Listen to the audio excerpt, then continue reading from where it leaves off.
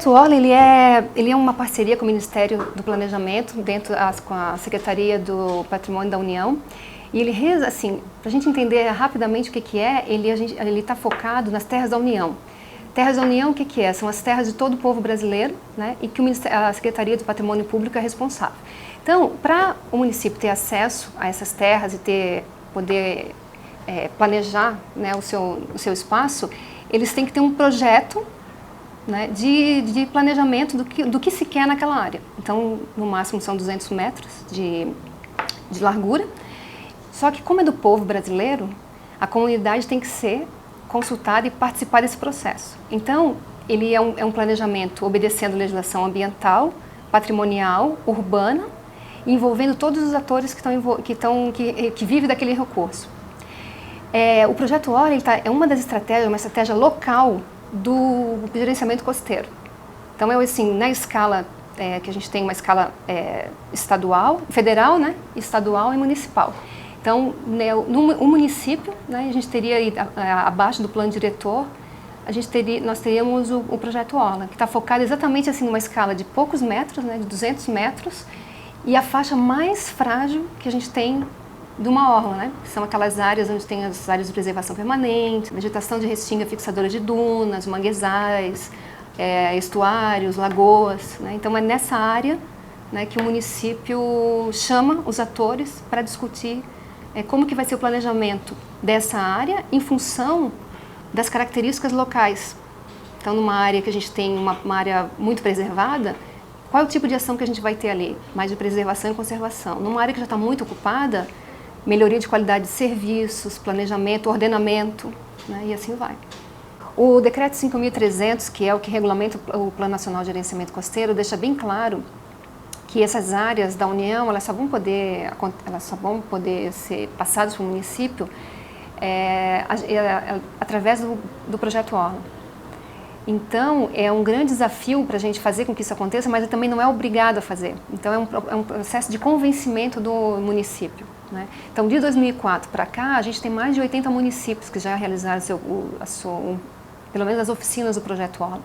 E as ações de implementação, elas são muito distintas, porque cada município pode optar em fazer uma ação, desde educação ambiental, revitalização de um ponto, mas assim, totalmente implementada a gente ainda não tem ainda não viu, né? Mas todo ano nas reuniões do projeto Orla, de oficinas e tudo, a gente recebe as experiências, né? E tem visto assim que essa participação, né, tanto dos órgãos federais, estados e municípios, apoiam muito o município na sua implementação. Eu acho que das ações que são necessárias, né? O projeto Orla, ele tem uma articulação institucional que que engloba o governo federal, estado e município. Então, para a gente chegar no município, a gente precisa de uma articulação. Por exemplo, no nível federal, a gente tem um grupo de integração e gerenciamento costeiro, que se chama GEIGERCO, que são representantes de todos os ministérios, mais sociedade civil e outras entidades.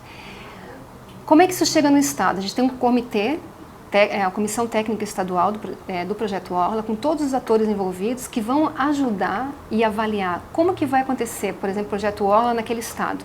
Tem municípios que precisam de mais apoio, essa região aqui precisa de mais conservação, então vamos estimular o município a fazer o planejamento. Ou numa área que a gente tem grandes conflitos, né? Então tem todo esse planejamento, para depois chegar no município, fazer a sensibilização desse prefeito, né, que ele vai assim, quer projeto Orla, mas é assim, assim, assado. Então, a gente já percorreu todo esse caminho, mas o grande desafio é ganhar escala. Fazer com que mais municípios tenham interesse, não só em realizar as oficinas, como colocar suas ações em implementação. Implementar as ações, que é melhor assim. É que ele é um desafio que, para quem trabalha na escala federal, o projeto Orla é a proposta mais pontual, de mais conexão com as pessoas que vivem no litoral. Então a gente pensa gerenciamento costeiro, mas a gente aqui fica nas políticas, na implementação, mas quando a gente fala vamos ver como é que acontece, isso acontece no município. Então ter essa conexão, né, com essas pessoas que vivem daquele recurso também nos alimenta a pensar o que é necessário ainda para melhorar isso. né? Então, assim, a gente tem... essas oficinas são extremamente participativas, englobam atores de todos os níveis, né? Desde os usuários até as universidades, ONGs, quem tá estudando essa área. Então, sempre essas oficinas são muito ricas, porque a gente troca conteúdos, experiências, culturas extremamente diferentes, né? Tem oficina que tem representante indígena, tem os marisqueiras, tem os pescadores, então é um caldo cultural assim, muito interessante, né? E essas pessoas sabem como é que elas querem fazer a gestão desse município. A gente recebe muitas denúncias de acesso, de impedimento de acesso à praia de comunidades tradicionais. Esse para nós é o mais, que vai desde resorts, por conta dos aerogeradores no Nordeste, por exemplo, loteamentos, que de repente eles vão lá e fecham e transformam num condomínio fechado. E aí muitas pessoas deixam de ter acesso, principalmente pescadores, né? Isso acontece de norte a sul, né? Então ainda é uma ação assim, que tem todos, assim, as denúncias elas são enormes, mas ainda é uma ação que deixa muito a desejar.